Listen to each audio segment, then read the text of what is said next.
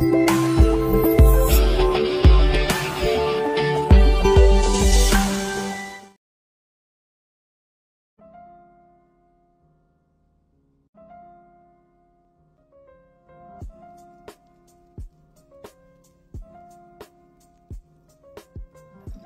Sinar Tani, saya sedang ada di Gunung Kelud sekarang ini. Ya. Gunung Kelud ini begitu indah, ya, dan hanya 1 jam perjalanan dari Kediri.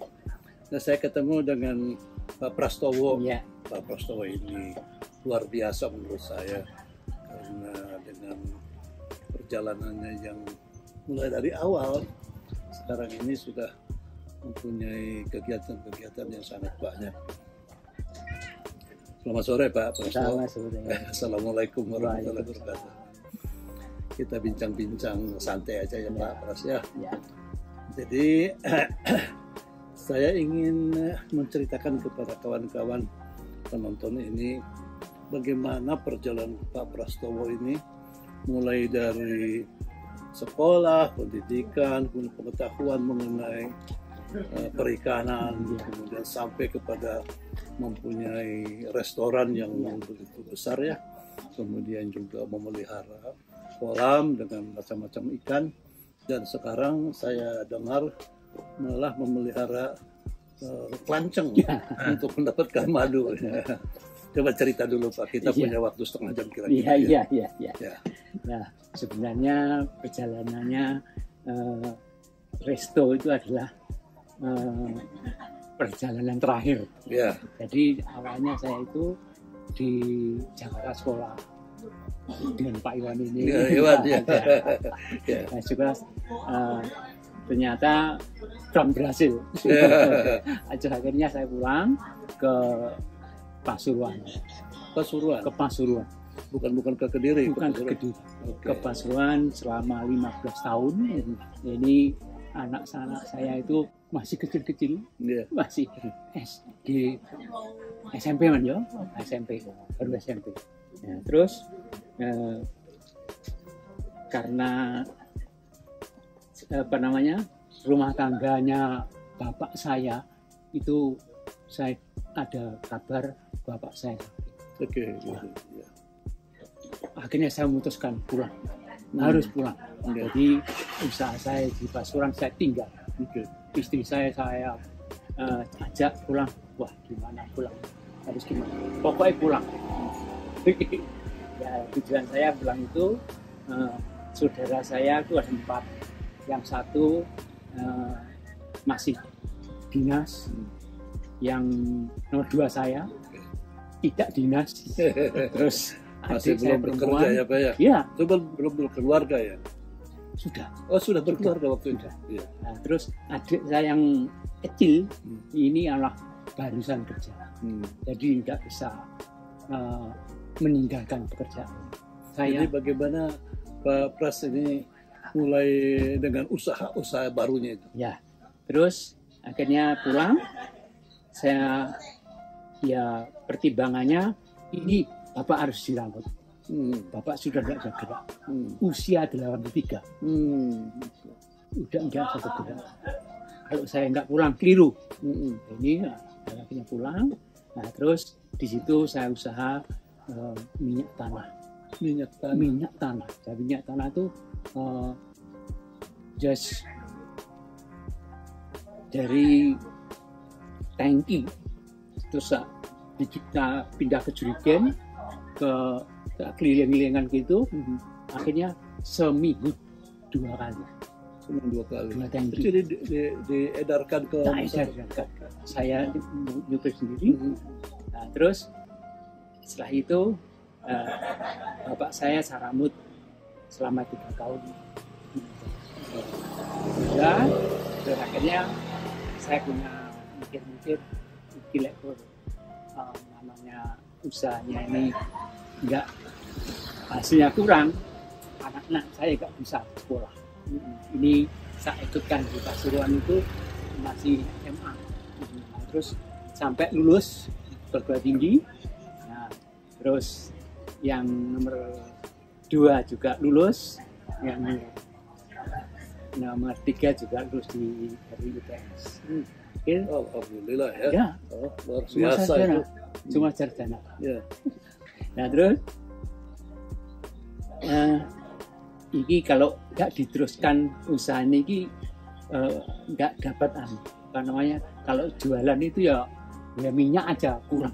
Iya. 150 itu per minggu dapatnya. Jadi kalau untuk biaya sekolah itu kurang. Akhirnya saya mater ibu, Bu, gimana kalau saya buka warung? Gitu ya. Ya, ning itu yang tanah Mas No. Itu tanahnya kakak saya. Oke, ya. Yang tadi itu. Iya. Okay. Dulunya punya kakak saya dulu. Nah, terus akhirnya dirikan warung dari bambu. Dari ininya itu sesek, bukan gedung loh ya, bukan gedung ya. Terus warungnya bentuknya gimana? Saya jalan. Waktu itu yang Promega itu pakai apa namanya? Ya, gubuk-gubuk itu ya, Promega. Ya. Saya jalan dari ke mertua saya di Wonogiri itu banyak sekali yang itu namanya gubuk-gubuk itu. Itu ya gila, cocok gitu ya. Gitu ya. Akhirnya saya bikin gubuk-gubuk itu. Nah, terus dengan gubuk-gubuk itu ternyata diterima dan tidak kena COVID. Tidak kena COVID. Soalnya gubuk-gubuk, jadi pembeli itu terpisah. Jadi ide saya itu disenangi orang karena COVID masih jalan terus, jadi nggak tutup. Itu waktu COVID itu masih terus jalan ya, dan pengunjung masih tetap banyak. Tetap. Mulai tahun 2001 sampai sekarang. Nah itu terus sampai sekarang itu tanahnya itu yang punya kakak saya, yang gedung itu punya kakak saya, kita beli tapi paling belakang. Dibeli belakang. Yang sebelah utara tak beli. Rumah saya, rumah yang dia tinggal itu saya beli juga.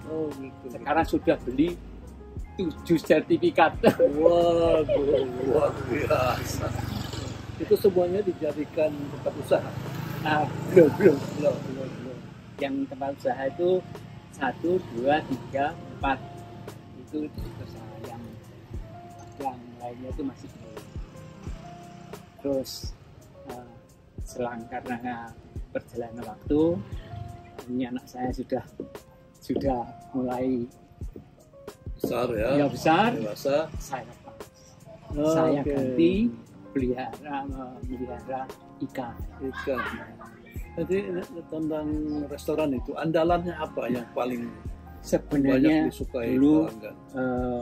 Saya itu memberanikan diri membuka lodo. Apa itu? Lodo itu apa itu? Lodo itu bumbu yang dipunyai orang Trenggalek sama Rogo. Trenggalek sama Tulungagung. Itu saya berani bawa keluar dari Tulungagung di Kediri itu. Terus ada orang Gurami. Gurami, wah ini kalau ada orang Marung. Ini kalau dikasih goreng bagus. Guraminya gimana nyarinya? Oh, saya antar. Caranya gimana? Karena yang jual, saya belajar sama istri saya beli gurame yang ayam gurame bakar sama gurame goreng, saya makan terus dirasakan, wah bisa mas gini, bisa istri saya. Sekarang kira-kira pengunjung berapa per hari rata-rata aja?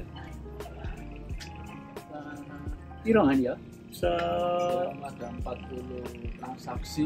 Kalau satu transaksi bawa 5 tamu, 5 kali 40 200 sampai, kalau dalam keadaan sibuk bisa sampai 400, bisa lebih ya. Ini prestasinya. Kalau tahun kemarin prestasinya 19 juta sehari. Oh, luar biasa. 19 juta per hari. Itu sesudah ini saya percepat ya. Sesudah keberhasilan di situ, kemudian shift kepada memelihara ikan gurame. Iya. Dan itu hanya dijual kepada restoran itu aja. Iya. Hanya itu. Iya. Terus tenaganya saya ambilkan adiknya, istri saya. Si saudara-saudara ya. Terus dulu sepeda itu ya pakai yang apa? Kalau sekolah itu pakai ya kalau digas mundur. Sekarang ini sudah mulai dari sepeda motor tapi itu. iya ada motor untuk anak saya ya. Sekarang udah pakai Pajero sudah itu udah kemajuan besar lah. Iya, ya. iya. Nah, kemudian bagaimana tuh punya pikiran untuk mengembangkan kelancang itu? Nah, kelancang itu luar biasa. Iya, iya. Dan saya coba enak Iya, sekali. iya. Ini sih sebenarnya di rumah itu bapak saya itu sudah di Uwung ya. Ya. Di Uwung ada Oke, tawon. ada tawon Terus itu. di rumah juga ada kelancengnya. Tapi terus saya lihat kelanceng bisa di apa namanya? Madunya. Dibudidayakan gitu. Terus akhirnya saya beli. Nah, kalau ini bibitnya beli ke kotaknya itu. Jadi sekarang udah punya berapa kotak tuh? Kalau ada 3 tempat di resto, di rumah, sama di kandang. Kira-kira ya sekitar ya 40-an. 40-an. Ya. Dan untuk dapat 1,5 liter madu kelancong itu dalam berapa hari biasanya? 1 bulan. Ya. 1 bulan. Dari berapa kotak? Jadi piro Pak Iwan mau? Tadi sekitar 20 kotak. 20 kotak. Iya. Saya sangat terkesan dengan keberhasilan ini. Iya, iya. Pak Pras. Jadi mulai dari pemikiran bagaimana mengurus orang tua, kemudian mencoba dengan menjual minyak, ya. Kemudian mencoba dengan restoran dari sejak kecil, kemudian sampai sekarang omsetnya bisa 19 juta per hari ya. Itu luar biasa itu. Dan saya dengar dulu tidak hanya bekerja gitu, tapi bersenang-senang juga dengan mogenya ya Pak. Iya, iya. Luar biasa. Kalau berkaitan dengan moge, saya itu dulu juga ikut klub itu. Kalau ikut klub ini menambah komunikasi. Kalau teman-teman saya ini, jadi itu salah satu cara juga ya untuk. Terus meramut orang tua saya. Birul walidain ihsan. Orang meramut orang tua itu lebih baik dari segalanya. Alhamdulillah ya. Saya kira satu filosofi yang luar biasa. Itu. Bukan saya itu birul walidain ihsan. Bahasa apa itu? Bahasa Arab lah birul. Oh, bahasa Arab ya. Birul walidain ihsan. Okay. Jadi meramut orang tua itu lebih baik dari segalanya. Nah, ini sebetulnya pengalaman yang bisa ditularkan kepada anak-anak muda ya. Mereka itu harus bekerja dengan keras, dan saya dengar sekarang ini anak-anak muda itu begitu lembek gitu, pengen cepat berhasil saja, pengen dapat uang banyak saja, dan tiba-tiba saran-saran apa nih dari Pak Pras? Kalau mendidiknya anak-anak itu kalau dari kecil Pak, dari mulai anak-anak kita mulai dari ayunan sudah kita didik itu. Sekarang cucu saya ya sudah lulus SMA dan sekolahnya di SMK Tata Boga. Laki-laki. Jadi itu langsung menjurus kepada Tata Boga ya. Luar biasa Pak. Jadi mudah-mudahan ini menjadi pelajaran buat anak muda sekarang ya. Bahwa kita tidak mungkin meraih sesuatu kesuksesan itu tanpa bekerja keras. Kira-kira untuk membuat semuanya ini berhasil dengan bagus ya, orang-orang mencoba bisa cepat menghasilkan sesuatu. Ada nggak peran dari pemerintah itu atau pemerintah daerah supaya kita itu mendapatkan fasilitas-fasilitas yang bisa membuat kita lebih maju lagi, Pak? Kalau itu hanya saya mengambil dari apa peraturannya pemerintah, mulai buka warung ini tercatat. Ada aturannya, ikut aturannya. Tercatat mulai dapat berapa, sekali buka itu dapatnya berapa itu tahu. Jadi yang tahun 2001 yang lalu, ini itu masih. Jadi soal penjualan pajak dan Iya, ya sebagainya ikuti semua. Sekarang ini juga si megang anak saya juga